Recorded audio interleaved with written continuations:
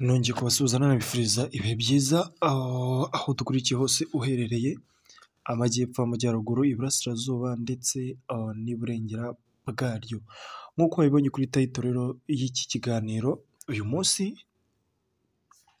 ngiye kukubwira bimwe mu bintu bitandatu udashobora gukora cyangwa se ushobora kwirinda cyangwa se ugomba kwirinda cyangwa se gucikaho niba usanzwe ubikora mu gihe cy'ijoro niba wajyaga ubikora. Ubundi mbere na mbere y'uko nkomeza murabizi neza ko Imana turabizi twese ko ijya kurema yashyizeho umucyo iwita amanywa, ishyiraho n'ijoro ibyita ijoro. Ibyo bintu murabizi, ku manywa abantu barakora, nijoro ijoro ryagera yari yarishyiriyeho kuba umuntu yaryama cyangwa se agafata umwanya wo kuruhuka. Mu gihe rero cy'ijoro cyane cyane nibwo isi y'umwuka yindi tutabonesha amaso iba ifite imbaraga zikomeye cyane, nibwo ibintu byose biba bisa naho bigiye guhaguruka. Nibwo tuzi ko isi y'umwuka, cyane cyane twibande ku isi y'umwuka mubi ariyo abadayimoni, cyane cyane nibwo tuba tuzi ko iyo myuka iba igiye guhaguruka igatangira gukorera mu bantu, igatangira gukora. Abarozi, nta murozi uzumva mu bushakashatsi bwakozwe cyangwa se no mu buhamya bwagiye butangwa niba byumva, nta murozi ukubwira ko ngo misiyo bayijyaho nijoro, ngo bagiye mu irimbi, ngo batumwa ibi n'ibi, ngo bagiye kubizana ku manywa. Ibyinshi muri byo barabitumwa barangiza bakajyayo mu masaha y'ijoro bitwikiye igicuku. Uyu munsi rero nakuzaniye ibintu bigera muri bitandatu ugomba kwirinda ukabigendera kure. Waba uri n'umuntu ubikora cyangwa se uzi umuntu ubikora, nyaboneka ukamusharinga iyi videwo, ukareka kwiyumva aya makuru wenyine, ahubwo mu butumwa bwiza bw'Imana nk'uko yatubwiye ngo nimumenya muzatange, mujye mutanga, tugasharinga ibi bintu ku wundi muntu utabizi. Nyaboneka mumfashe tujye dutanga ibiganiro nk'ibi ngibi ku bantu tuzi ko byagiriraho akamaro, ndetse n'utabyishimiye nawe ujye umuhereza iyi linki ayirebe mubwira ati ibi bintu nyaboneka wari ubizi ko ubyirinze byagufasha kugira amahoro muri wowe. Mbere y'uko rero ntangira ku cya mbere kugeza ku cya gatandatu, ndagira ngo mbanze mwisabire ikintu kimwe. Reba aho hasi munsi handitse subscribe, uhakande, hari akamenyetso k'inzogera kari buze ku ruhande nako ugakandeho kugira ngo ube udushyigikiye cyangwa se ube ubaye umwe mu bantu bazajya babona ibiganiro buri uko tugishyizeho, nta yandi mananiza cyangwa se nta yindi nzira binyuzemo, uzajya utubona notification. Nicyo kiba dusaba, nicyo gituma tubasaba ngo mukore subscribe kugira ngo ubutaha natwe ikiganiro tujya tugikora tujye tubona ko dufite abantu turi gukorera, apana kuba twabyimenyera cyangwa se twabyiyumvira. Dutangiraho n'ikintu cya mbere ugomba kwirinda mu gihe cy'ijoro. Ubundi akandi kantu nasimbutsemo gato, umunsi turabizi twese, umunsi ugira amasaha 24, 12 yo ku manywa na 12 ya nijoro. Ubwo bivuze ngo umunsi cyangwa se ku manywa, amanywa arangira saa 12 tuba dukandagiye mu gihe kigana nk'ijoro. Ibintu rero ngiye kukubwira uzabyirinde, unabirinda abandi, unafasha abandi kumenya ibyo bintu mbese ni ibiki. Nawe wasanga uri muri bamwe bajya babikora utabizi. Utabizi, ariko uyu munsi urasobanukiwe, nicyo Ishema CM Empire byaziyeho kugira ngo tubafashe gukora ibintu byunguka ndetse n'ibyatugirira akamaro. Niyo mpamvu mbabwira ngo ureba munsi hano handitse subscribe, uhakande cyangwa se sabone kugira ngo ubutaha ujye ubona ikiganiro uko tucyaprodinze kuri iyi YouTube channel. Uyu munsi rero duhere ku cya mbere. Abantu benshi bakunze kugira, ngira ngo mwahise mubona kuri screen zanyu, abantu benshi bakunze kugira ibintu bimeze cyangwa se ibyirori. Ugasanga umuntu muri we mu cyumba cye, ku rukuta rwe cyangwa se munsi y'ahantu arara cyangwa se mu buriri bwe, hafi y'uburiri bwe hafite ikirori. Kwa kundi usanga umuntu afite garderobe yegeranye n'ikirori, icyo kirori kikaba cyegeranye n'uburiri bwe, ku buryo iyo aryamye mu buriri bwe cyangwa se abwicayeho ndani aba yibona mu kirahuri. Mu bushakashatsi rero bwakozwe, kuryama wireba mu kirori nyaboneka ni ibintu bibi bibi bibi cyane. Gerageza uburyo ki ibyo bintu ubicikaho cyangwa se ubikura mu buzima bwawe. Niba wajya kuryama wireba muri icyo kirori, bicikeho nyaboneka. Ibyo bintu ni bibi, ndetse hano kuri YouTube channel tuba twaje kubafasha kubona amakuru yandi y'ingenzi, ariko ukeneye ubusobanuro bwiza bwimbitse, andika muri comment, nabwo ubwo busobanuro tuzagenda tuzana abapasiteri bagenda babusobanura, cyangwa se unagira abandi bantu wegera ubasobanuze kugira ngo ukomeze gusobanukirwa neza cyane, ndetse unasome Bibiliya, unumve bamwe mu batanga ubuhamya. Ibintu byinshi bizagenda bigufasha cyane. Kugira ikirori rero, akenshi iyo uryamye ukirebamo, imyuka mibi iyo itangiye gukora mu ijoro ikaza ikagusangamo, cyangwa se umurozikazi wagutumwe akakubura akagusanga muri cya kirori. Hano abarozi cyangwa se abapfumu bakunze kugira ibintu ibyirori, indorerwamo za kirozi n'ikuzimu bakunda kubikoresha. Ugasanga umuntu avuze ngo natanze igitambo cy'umwana wanjye, ngo bagiye kunyereka banzanira ikirori, ndebyemo nzi ko ndi bwirebe nsanga harimo ifoto y'umwana wanjye. Rero n'umurozi iyo yakubuze akagusanga muri cya kirori usinziriye, ashobora kugufatiramo akakwibiramo ibintu byinshi.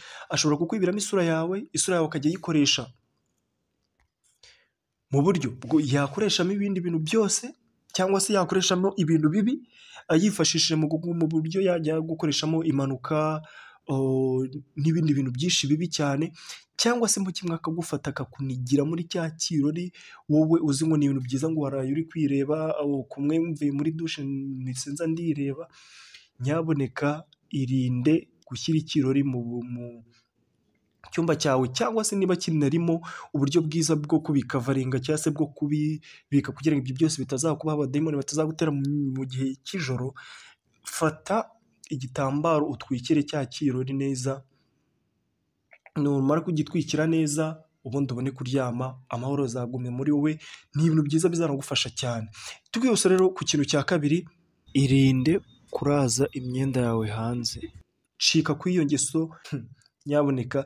Ibi byo ni ibintu bikuze cyane. Umuntu yizeye umutekano wo mu gipangu, yizeye ko nta muntu uri buze kuyiba. Yes, nibyo, ibyo birumvikana. Wanitse imyenda yawe hanze. Tugarutse munsi, usubije inyuma ikiganiro, twavuze ko imyuka mibi cyangwa se isi y'umwuka, yaba inziza n'imbi, ubwo turavuga ku by'ijuru cyangwa se ku bya Satani, ariko uyu munsi twayibanza ku myuka mibi y'abadayimoni. Nibwo iba ifite imbaraga izamuka ikora cyane. Abarozi, abapfumu, ibiki nibwo batangiye gukora cyane.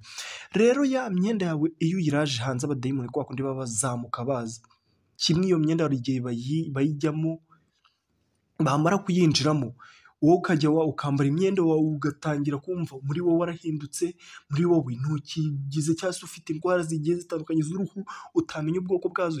Kimwe n'uko umurozi ashobora kuba yaraguhize, yakubuze muri cya kirori, nurara mu cyumba gifite ikirori, yabuze mbese uburyo bwose yagufatishamo. Noneho uraje imyenda yawe hanze. Nyaboneka, abarozi ni abantu bagira imbaraga zitandukanye, kandi imbaraga nyinshi zinakomeye cyane. Ibyo nabyo tujye tubiha agaciro. Nk'uko Imana igira imbaraga zikomeye cyane, n'ubwo ifite imbaraga zirenze izabo, gusa nabo bagira imbaraga n'ubushobozi bwo kuba bareba ibintu biri ku isi mu gihe bagiye muri iyo migenzo yabo, bakaba batumwa ku mamisi yagiye akomeye atandukanye. Kuba rero waraje imyenda yawe hanze, biroroshye ko cyane wa muntu wakubuze yahita agufatisha byihuse. Twihuse rero uyu munsi, mwihangane, ikiganiro kiraza kuba kirekire, ko mwihangane mu cyumve, kuko ni ibintu bigufitiye akamaro mu buzima bwawe. Ikintu cya gatatu rero, hari abantu ukuntu umuntu aba yicaye mu cyumba cye, cyangwa se ubwo twavuze mu bintu ugomba kwirinda nijoro, wongere ubyibuke neza. Mu cyumba cyawe ugatangira kubura, wenda warimo kwandika utuntu tw'imishinga, wari kwandika ibintu bigiye bitandukanye, ukoresha uburyo bugiye butandukanye, ariko uri kwandika ku rupapuro. Irinde kwandika amazina y'inshuti zawe, cyangwa se amazina yawe, ay'ababyeyi bawe, ay'abantu bose mugiye muziranye muri wowe. Irinde kuyandika ku rupapuro ukoresheje ikaramu y'umutuku. Nyaboneka, icyo kintu kirinde Kirinde ku buryo bukomeye cyane kuko ikaramu y'ubutuku ni ikaramu mbi cyane. Irinde rero gukoresha ikaramu y'umutuku uyandikisha ku rupapuro wandikaho amazina yawe, ay'ababyeyi bawe, ay'inshuti zawe, ay'iki. Byirinde nyabuneka. Tudatinze rero duhite tumanuka vuba n'icya kane. Nyabuneka ibi bintu ni ibintu wenda muri karitsiye z'iwanyu ukunda kubibona, ukunda kubyumva, na papa bashobora kuba babikora cyangwa se wowe ubwawe nawe ujya ubikora. Akenshi iyo umuntu yasinze cyangwa se n'iyo ari muzima, buri tureka gufata abasinzi cyane cyangwa se umuntu wasinze, akenshi ariko nirwo rugero ntangira kuko nibo bakunda kubikora. Nyabuneka irinde kuvugiriza nijoro. Iki kintu cyo ndagishimangira cyane. Irinde kuvugiriza mu gihe cy'ijoro. Akenshi abadayimoni hari igihe baba bahanye gahunda y'ahantu bari buze guhurira cyangwa se abarozi, bakahana gahunda y'uko, ubwo n'ubushakashatsi bwagiye bukorwa, amakuru nzagenda nyabazanira, nababwiye ngo ushaka ko tuzasesengura n'iyi video tukicara hasi tukazana abantu bazabidufashamo, nabyo tuzabikora, nta kibazo, pasiteri bariho tuzabizana. Irinde kuvugiriza. Hari igihe baba bahanye gahunda bavuga ngo nuhagera bwa mbere uhite uduha sinyari ko hageze tuze tukuzane. Icyo kintu wacyumvise neza? Tuze tukuyobore tukujyane. Cyangwa se niba twahanye gahunda uhagera mbere avugirize, twese turahita tubyumva kuko turi mu isi ya gishitani. Rero hari igihe uvugiriza abazimu cyangwa se abadayimoni bakagukurikirana mpaka winjiye iwawe, ugasanga urugo rwinjiyemo abadayimoni nta kumvikana, nta n'ikintu na gito mujya muhuza, ni za ntambara, ni za nduru. Nyabuneka rero irinde kandi wigengesere kuvugiriza nijoro. Ikindi kintu twihuse nacyo kigiye gusa n'icya kane. Ndagira ngo nyabuneka wirinde gukorera iki kintu. Ushobora kuba ugikora wikinira, uri nko kwishimisha, biri aho ngaho, ibyo bijya bibaho. Irinde kuvuza ifirimbi mu gihe cy'ijoro. Nyabuneka ni ibintu uri kumva ukumva ni ibintu bisanzwe, gusa urabyumva akabiha agaciro, Imana ibimufashemo, kuko ibi ni ibintu bishobora kukurimbura burundu, ukajya ugira intonganya utazi iyo zivuye, ukajya ugira ingeso mbi utazi aho zivuye. Gusa nyabuneka nufata iyi gahunda ukirinda gukora ibi bintu uko ari bine bitanu maze kuvuga, kugira ikirori mu nzu yawe urara wirebamo, ukirinda kwanika imyenda yawe hanze, ukirinda kwandikisha ikaramu y'umutuku amazina y'abantu b'inshuti zawe cyangwa se abantu uzi, ukirinda no kuvugiza ifirimbi muri wowe, ukabyizera ko ugomba kubicikaho niba wagiye ubikora. Nyabuneka ndabizi, ukomeze usenge cyane, amasengesho arazura, aranagufasha. Aranagufasha cyane, ni ibintu bizagenda bigufasha kandi uzagenda ubona impinduka gake gake. Turi kuganira ku musozi w'ikiganiro uyu munsi.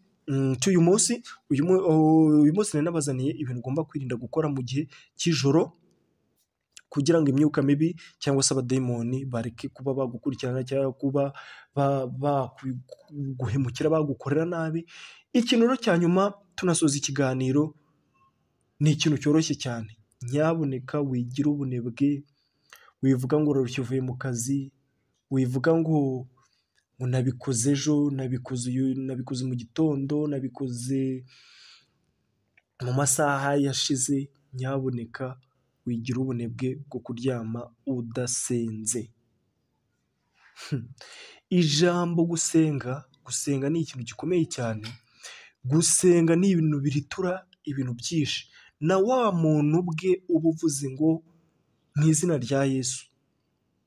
Muri twese tugendana n'imyuka mibi, nawe unyumva muri kumwe, abadayimoni buragendana buri munsi. Iyo uvuze ngo mu izina rya Yesu, wa mudayimoni wagutumweho uba umuteye inkota. Nawe rero iyo uryamye udasenze, ni hahandi uzasanga umuntu agira inzozi mbi buri munsi, arota abantu bari kumwirukaho, arota abantu bari kumuniga, arota yapfuye yamanitswe mu mugozi, arota ibibazo byamurenze, arota ibintu bibi byinshi cyane. Kubera iki? Kubera kutaryama udasenze. Nyabuneka shishoza ko waryamye usenze, ufate umwanya wawe usenge, usabe Imana ikuyoboke, usabe Imana ikuzirikane muri iryo joro, uzaryama amahoro, ndabigusezeranyije uzaryama amahoro neza cyane. Ibyo rero uko bitandatu utabyumvise neza cyangwa utasobanukiwe neza ikintu ushaka gusobanukirwa neza, nambwiye ngo ugiye muri comment wandike nta kibazo, tuzabigusobanuriraho, tuzazana n'abasesenguzi babisobanure, tuzatumira pasiteri bazi babisobanure, tubeho muri iyi si tugomba kuba turi abantu bajijutse, tuzi aho isi iri kugana. Muri ibi bihe isi iri kugana ahantu habi cyane, niyo mpamvu nkubwira ngo kora subscribe ku Ishema CM Empire, amakuru meza, ibiganiro bigezweho byiza uzajya ubisanga hano, amakuru utarasanga ku yindi channel uzajya uyasanga hano. Niyo mpamvu mba nkubwira ngo reka dusangire ibintu bitandatu mba nabonye, sibyo byonyine sibyo byonyine pe, n'ibindi byinshi tuzagenda tubizana, tugenda tunababwira kugira ngo tugende duhugurana mu bijyanye n'ubumenyi bw'isi, mu bijyanye n'iyobokamana ndetse n'ibindi bintu byinshi. Wowe icyo usabwa ni ugukora subscribe. Shema ry'abasore, icyo usabwa ni ugukora subscribe, tukajya tugendana neza mu biganiro kugira ngo ubutaha utajya ucikwa. Ndetse niba wumvise ibintu hari ahantu bigukoze, kanda like ndetse unashyiraho comment yawe iki kiganiro kugira ngo kinaryohe kinamere neza, unagisharinga izindi nshuti zawe zimenye se ibi bintu nagiye mbikora, reka mbicikeho ndebe ko ingeso zanjye, umujinya wanjye, intonganya mu rugo, ibibazo mu kazi byose biza kurangira neza amahoro. Wibuke kandi nyuma, mbere y'ibintu byose bibaho, nubwo gusenga nabishyize inyuma, wibuke ko aricyo kintu cy'ingenzi kurusha ibi bindi bintu byose. Wibuke kuryama usenze, ushimira Imana ko yakurinze kuva ku manywa ukaba ugejeje aya masaha uri muzima, ndetse unayiragize, uyibwire ati dawe mwami w'isi n'ijuru, ndakwiragije ngo nkiri mu biganza byawe, nkiri mu maboko yawe, undinde imyuka mibi aho iva ikagera hose, mu izina rya Yesu. Ubundi wiryamire rwose, ndabizi neza ko uzatunga ugatunganirwa, ugatungana ukamera neza rwose mu buzima tubayeho bw'isi. Reka mwifurize rero kurama no kugira amahoro y'Imana muri wowe. Ibiganiro byo nakagaruka murabizi, reka tuze guhurira mu kindi kiganiro mu kanya gato, tuza tuvuga ku bindi bintu bigiye bitandukanye, ku makuru agezweho, ku makuru ari kuvugwa muri iyi si, ku makuru ari kuvugwa ku by'Imana, kugira ngo mwibutse ko wakanda subscribe, like ndetse ukanasharinga iki kiganiro ku